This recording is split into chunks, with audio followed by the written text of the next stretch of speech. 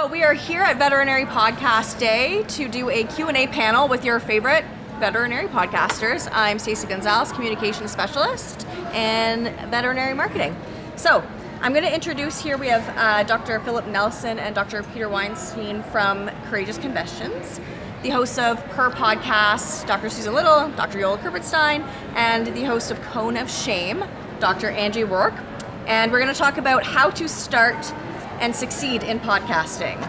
So anybody who wants to get into podcasting is going to be inspired to do so.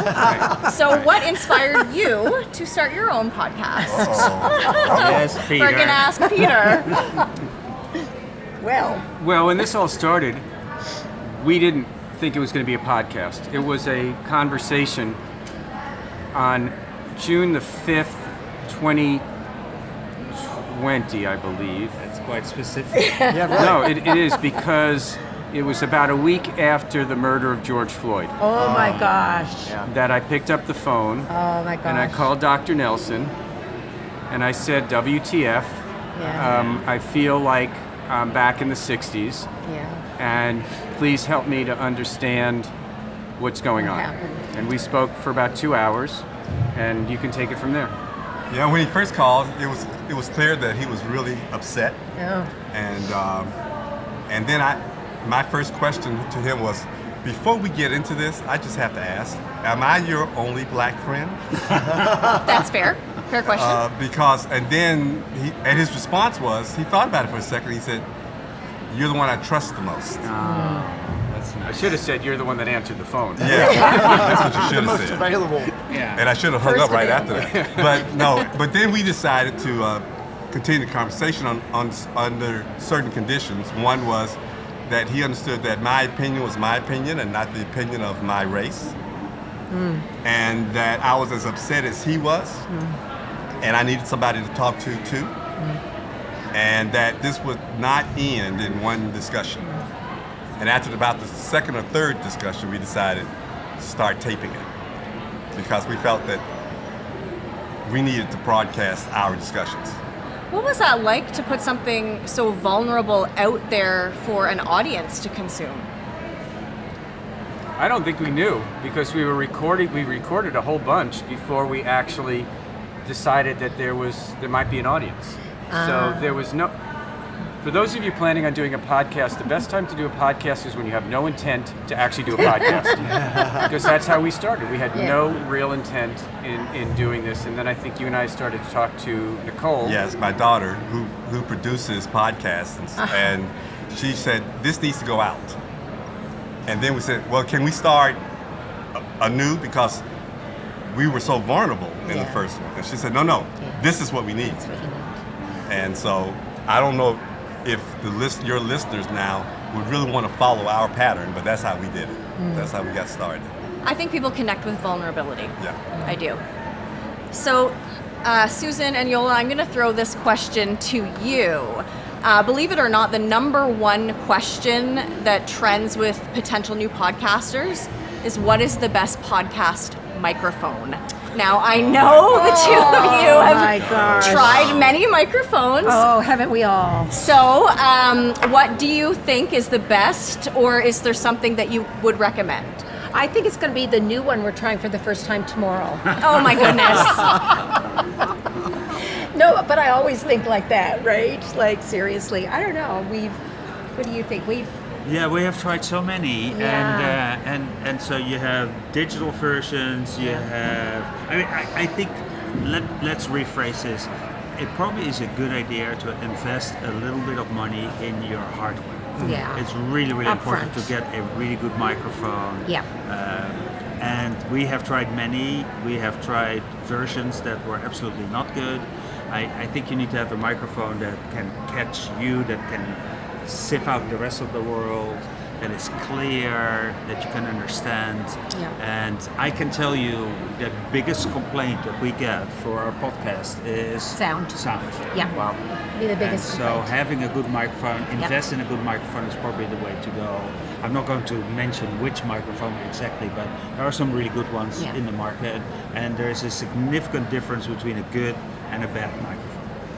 The other thing is we record in all kinds of different locations, right? Because we record at veterinary conferences, and we're often recording in hotel rooms, and so we never know, right? We're going into usually unfavorable recording conditions, and so that's definitely been a challenge for us, and good equipment matters even more in that scenario. For me, the best microphone is the one my daughter sticks in front of me. Yeah, right. The one that people who know what they're doing set up for Yeah, me. exactly. Yeah, I agree. That is convenient. That's a blessing. But you know what's funny? I've invested nothing in a microphone. I've used the same thing for the last 6 years, which is just a Logitech camera with microphone. Yeah. And it picks up just my voice, Yeah. no outside sound, and his daughter has not complained one iota right. about Yeah. my microphone. So it's not, there's a whole variety of different variables that go into sure. it. And it depends on your use, right? Are Correct. you just picking up you? Do you have guests? Yeah. Well, I interview guests. Yeah. And it's hugely variable about is. what they're going. And I have had people come on and like I've interviewed Dr. Ernie Ward, and he comes up. He's a guest that comes on with better stuff than I have by far. Yes. And I have other people who get on there like, look, I've got nothing. I don't have headphones. I don't have anything. Peter Weinstein. It's amazing that he's got the screen that actually works. But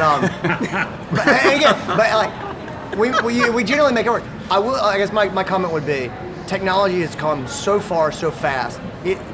It's incredible what the defaults are. You know, even especially for guests, True. if they can just wear Apple earbuds, like the microphones are for what they are, and the possibility the person already has them, they are really a huge step forward. And I will Yeah. tell you, it's not just the microphone, it's the pairing of the microphone with the computer Yes. that you have. Yes. Because the first computer, when we started, my first computer sucked. And my daughter brought the best microphone that she finally accepted the sound. And then I got a new microphone, and she had to a new computer, she had to turn the microphone off. The computer was that good. Yeah. Exactly. So can I say something about that previous topic, because we kind of glazed over it very fast, and people want to know. I get this question a lot. So how do I start a podcast? What is the topic that I should do? And I think the Can we tell our exploding toilet story? no, we're not. Oh, sorry. And The golden toilet story? Exploding toilet. Oh, the exploding toilet story. It's inappropriate. Did Jolle do it? Yola says it's inappropriate. But There is did- an episode on Purr Podcast that You tells can all about refer it. back to the purpose. But I think that if you are passionate about a topic, that's already good for the podcast. Yes, exactly. So that's the idea. You need to just have an idea that you're enthusiastic about. And the funny thing is, I was walking on the floor, and someone came to me and said, place I'm to having walk. a podcast too. I am having a podcast about Lego. I said, about Lego? He said, yeah, I'm the #1 podcaster in Lego. And I was like, wow, The building blocks? congratulations. The Lego blocks? Yeah. Yeah, so it's amazing. You can do a podcast about anything. Well, I would say it's not nice if you're passionate about it. I would say it's a complete requirement.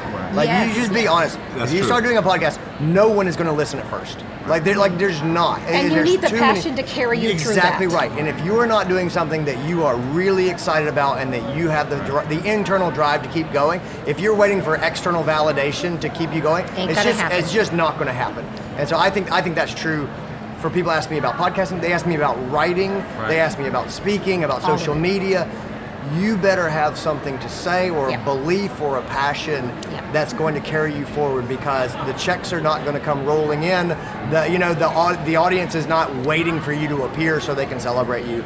It is going to be much longer than you think of driving yourself Isn't it? under your own steam. So That's Andy, a that really actually critical brings point. me to Yeah. another common question that people have. Can I start a podcast without an audience, without a social media following? People are only- hesitant and they're afraid to, like. Well, the question is why? Like, what are you trying to do? If you say, I have, so I'll tell you this. So I run the Cone of Shame, and one of the key drivers in the Cone of Shame was I like people. I like fascinating people, like the people here. Everyone here has been on my podcast, and that podcast gave me a reason to reach out to Phil, to Susan, and say, would you make an hour on your schedule for me? And they graciously said yes, and people generally tend to say yes. And if no one listened, I would be happy That was that enough. I did that. That would be enough, and I would feel privileged to get Yeah. to do that. And it enriches your life, just that. Exactly. But if my goal was I want to make this thing and influence the profession as quickly as possible, I think you're probably setting yourself up for frustration.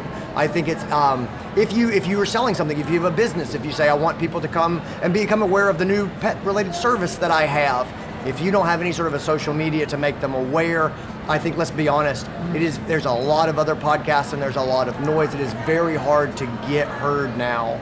And if that's how you're going to track and measure success, I'm concerned that you're going to be frustrated.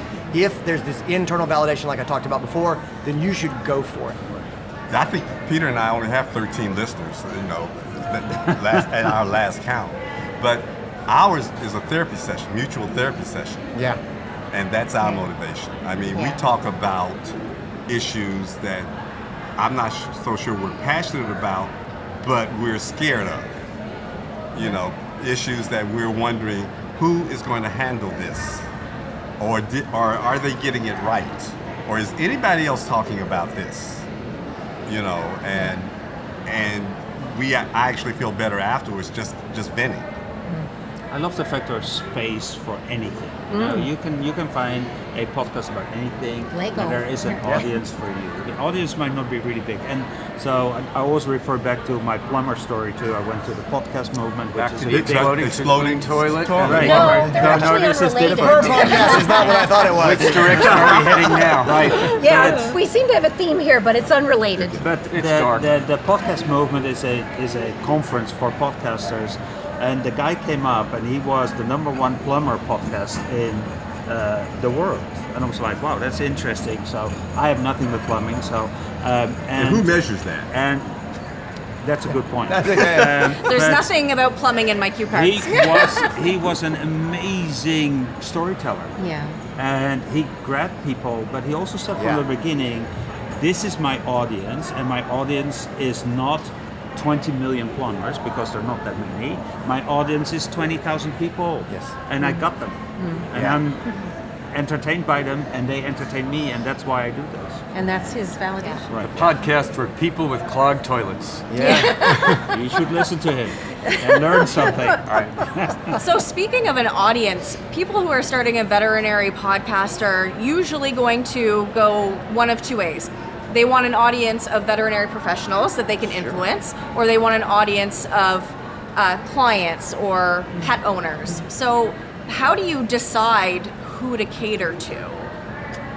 Who you're most excited to talk to. Yeah. And like that was it for me in my career. And I've tried to do both, and I just don't get excited to talk to pet owners like I do to talk to vet professionals. And that's not good or bad. And No. it's just I Just is. personally am interested in talking shop. I like talking shop about vet medicine, and I do the flea talk in the exam room, and I love my job. But that's not what the podcast that I want to make. And so I don't have a reason other than that of just this is genuinely what I like to talk about and who I want to talk to, and that's been the driver for me. I think for us, everything eventually relates to veterinary medicine and veterinary profession, but it's not directly related.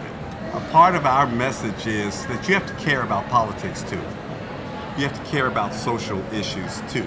Root cause. You have that you have to care about society and the veterinary relationship in that society. So for us, there's always somebody messing up, making us mad that we want to talk about that eventually will affect veterinary medicine.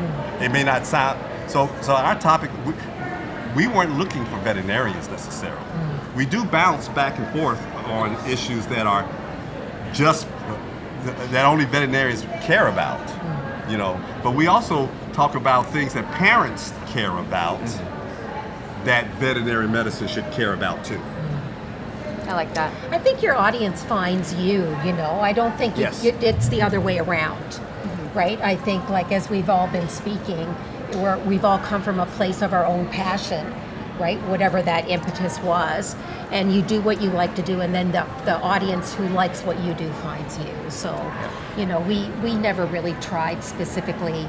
I mean, we do have a separate podcast for cat owners. I just want to say, We did do that just to make it easier for cat owners to hear exactly the same things the veterinarians are hearing. Yes, But and I think that was the idea. So we specifically separated our two audiences. but we started with just vets. And we started with the vets, and then a year after we said, okay, we know that a lot of cat owners are listening too, yes. and we get the complaint that it is a little bit above their head. So it's also good for us veterinarians to start thinking a little bit of how we translate our very difficult language into owner language. So this purpose of this Cat Café podcast that we have is to take it a notch down, talk about exactly the same things, Same but guests, in a way same that everything. people understand. And it's very helpful for me because I'm kind of the referee and say, okay, you say a word, I don't understand that word. What do you mean with it? And then people are forced to start thinking in a simpler way how they bring their message. And I think that's very, very helpful. And I think our podcast intentionally is agnostic because we're talking about social issues. And the premise when we were thinking about who would our audience be, we actually thought about two people sitting in rocking chairs on the front porch, just having a conversation, or across the hedgerow, two neighbors who had never spoken to each other say, what do you think about? Because what we're really trying to do is engage an audience in discussing the courageous conversations that we just had, because I think some of the challenges that we have as a profession and as a world are failures to engage in these types of conversations. Absolutely, you stick within your own silo. And you asked a question about how do you be so vulnerable. It's not the vulnerability, it's actually the provocative nature of the conversation that is probably more scary for us, right? Because what we're trying to do is get people to just open up and talk to somebody else about their concerns, particularly somebody else outside of their box. Which is scary. Which is scary. So how do you make those guests feel comfortable? We don't, the guests? Yeah. Oh, we don't try to make them feel comfortable. No, I'm serious. How do you get them to open up? That has not been a problem. Well, maybe we've been picking the wrong guests. We're too busy trying to keep them under control. For the people who want to be guests, we gotta tone them down and reel them in.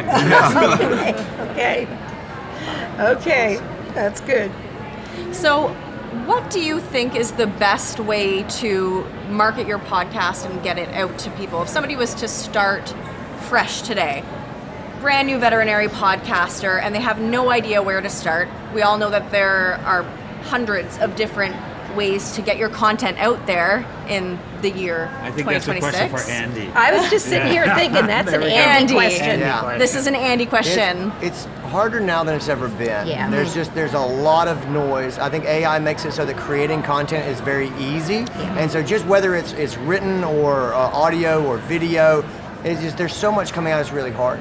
I think that if I was starting now, I would invest in, I would pace myself and just acknowledge it's going to take a while. And then I would try to make topics that actually help people or were interesting to a certain group of people.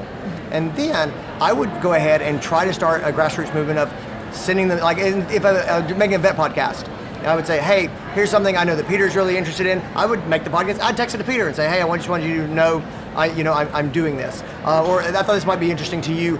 And ultimately, what I really love is if Peter listens to it, hopefully he'll share it with other people. But you can really start, it doesn't take a lot of people to get started, but if you have 5 or 10 people who will actually listen, and they will text it to other people, share it with other people, that's how you start to kind of build that word of mouth. It's really hard, and I've tried this a lot of different ways, it's really hard to use social media to share your podcast. The social media platforms are not incentivized to do that. They don't want people to stop scrolling on their platform and go listen to something else. It's very difficult. And so regardless of how you do it, it's going to be a challenge of getting people to listen and then share with their friends. And their friends like it, and then they will subscribe to it. And that's really how the growth happens. But really lean into that organic growth of making something that people will want to share with other people who have this shared interest. And this goes back to a statement that, you have to divorce yourself from self-gratification first. Yes, you do. Right? And then you have to but we did exactly the way he did. He said we use Facebook and Instagram and LinkedIn, and every time we do a podcast, my daughter packages it for it. So then we send it to all our friends, right? Yep. And then they share, and then we find, and then when I come to conferences like this, I get surprised when somebody says, I heard your last podcast, and I'm like, well, oh, you know I do a podcast? Wow, that's great. Yeah. It feels like you're talking into the void. I mean, we would look at the numbers, and I knew people were listening, but you don't really know. No. And until someone comes up to you and speaks to you and says, I listened to this specific episode, a lot of people say, oh, I listened. And it's like, you don't know if they do or not. But when they say, I really liked your episode that you did about this, Right. and that's when it becomes real that you've actually talked to Or when they say, I listen to you while I'm jogging.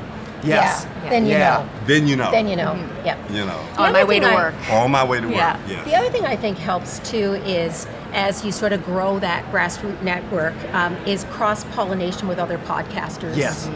Right? Because we've all done that. Yes. Right? And that's, getting another, a colleague, as it were, whether it's in your profession or within podcasting, right? Who shares some of the same ground, doesn't have to be totally common ground, but to get that type of cross-pollination because, we've all had Andy and Dave Nickel and we've all, cross-pollinated. That's really useful. For me, it really is the need that you fulfill. It's either your own need or it is a need for another. So that before you start a podcast, you need to think about, okay, what am I going to do for this person that wants to listen to this podcast? And if that need is there and you fulfill that need, people will listen. So that's why the Lego is an example of a lot of people like Lego. Right, yes. And there's a need there. I'm sorry. I will say, though, some of our best podcasts were the ones where Peter said, what do you want to talk about today? Virtually all our podcasts, we don't go into a podcast with any agenda. No, we Oh don't. my gosh. Oh my gosh. We are totally cold. We're with you there. We have no idea what we're going to talk about. We have a guest, and the poor guest is like, "What are we talking about?" Well, let's see where it goes. We've That's good. gamified it though too, because one of the things we do is we'd like to thank our 38 listeners, and so we don't have a clue how many we have. But when you're at a meeting here, somebody will come up and say, "I'm listener 25." Oh my God. So people will. Andy did that to me today. Oh my God. Andy came up and said, I'm You were number your 25. 13th That's listener. exactly it. Oh my God. Yeah, exactly it. So Oh my gosh. with podcasting in the veterinary space being so saturated, like you said, how do you stand out when you're covering topics that have been covered before? Like there's probably 57 podcast episodes about feline lower urinary tract infections. How do you stand out in the crowd? Yeah. There's never enough podcasts about feline. Okay, maybe poor example. You've got to have an opinion. You have to have an You have to opinion. have an opinion, and you have to have a Absolutely. perspective. Absolutely. And that's probably the biggest thing that I see that people get wrong, especially in vet medicine. They're like, we're going to talk about Cushing's disease. Yeah. Like nobody needs you to talk about Cushing's disease. Right. If you have an opinion about Cushing's disease or how we're treating it or how we're working it up, that's interesting. Yeah. If you have a story that might be illuminating for people, That's or the word, or that story. if you have a story, then that's something that is worth hearing. But I really think we live in a world where no one needs your podcast on Cushing's disease unless you have an opinion, unless you have an objective, unless you have a reason to put it out that makes it something that they have not heard before. Yeah. And if I can make one point in our time together today, my belief is in the world of AI drives towards the generic. Yes. It makes the most common thing, Yes. and that's where it goes. I think the future, if you want to have a voice, is that you need to be a little bit weird. You need to have a perspective. You need to have something that is different from the mainstream. That doesn't mean that you're making things up that aren't true or going off in a Right. an intentionally contrary way, but you need to have something that's not generic. It Yeah. needs to be authentically you, and it needs to be something that you care about.